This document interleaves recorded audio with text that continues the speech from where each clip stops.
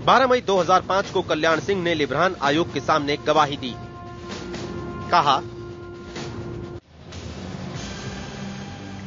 BJP नेता होने के नाते राम मंदिर निर्माण के लिए लोगों का समर्थन जुटाना और उन्हें घरों से बाहर निकालना मेरा कर्तव्य था।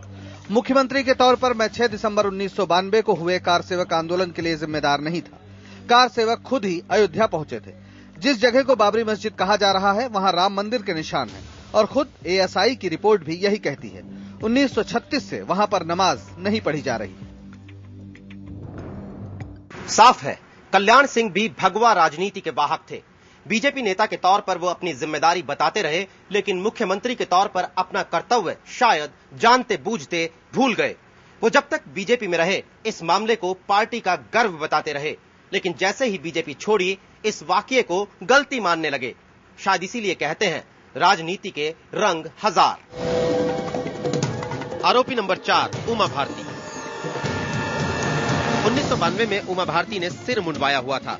उन पर भी आरोप लगा कि उन्होंने कार सेवकों को भड़काने के लिए भाषण दिए, उन्हें उकसाया, प्रेरित किया ध्वंस के लिए। 15 जनवरी 2001 को उमा भारती भी लिब्रान आयोग में पेश हुई, बयान दिया। मुझे नहीं मालूम कार सेवकों ने विवादित ढांचा कैसे गिराया। मैं उस वक्त अडवाणी जी और बाकी नेताओं के साथ रामकथा कुंज मचान पर बैठी थी। मुझे पता नहीं था कि कार सेवकों के हाथों में किस तरह के औजार हैं। अडवाणी जी के कहने पर जब मैंने विवादित ढांचे के नजदीक जाकर 3-4 कार सेवकों को नीचे बुलाया, उस वक्त उनके हाथों में छड़ी थी। मुझे नहीं मालूम कि ये लोहे की रॉड थी या लकड़ी की।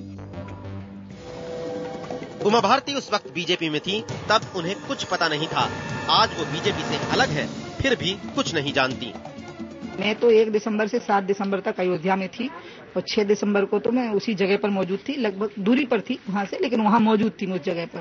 और मुझे नहीं लगता उस रिपोर्ट में ऐसा कुछ है जिसमें कि हम अपराधी साबित हों। आरोपी नंबर 5 भी कुछ ज्यादा नहीं जानते, हालांकि वो इतिहास में झांकने का मादा जरूर रखते हैं। आरोपी नंबर 5, मुरली मनोहर जोशी। बीजेपी के उग्र नेता मुरली मनोहर जोशी पर भी लोगों को भड़काने का आरोप लगा। 11 जून 2001 को वो लिब्रान आयोग में पेश हुए, बयान दिया। अयोध्या में मस्जिद नहीं मंदिर था। अक्टूबर 1991 में यूपी सरकार ने 2.77 एकड़ जमीन का अधिग्रहण इसलिए किया क्योंकि वहां राम मंदिर का निर्माण किया जाना था।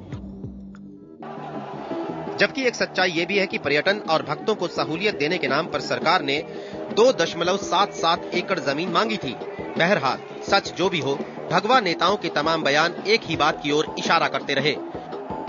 वो भावनाओं के ज्वार को तौल कर राजनीतिक भाषा बोलते रहे। शायद वो जानते थे कि वही भाषा आने वाले सालों में उनकी राजनीति के बीज बोएगी। भोपाल से मनोज शर्मा और लखनऊ से मनोज राजन त्रिपाठी के साथ नीरज गुप्ता, दिल्ली, IBN 7।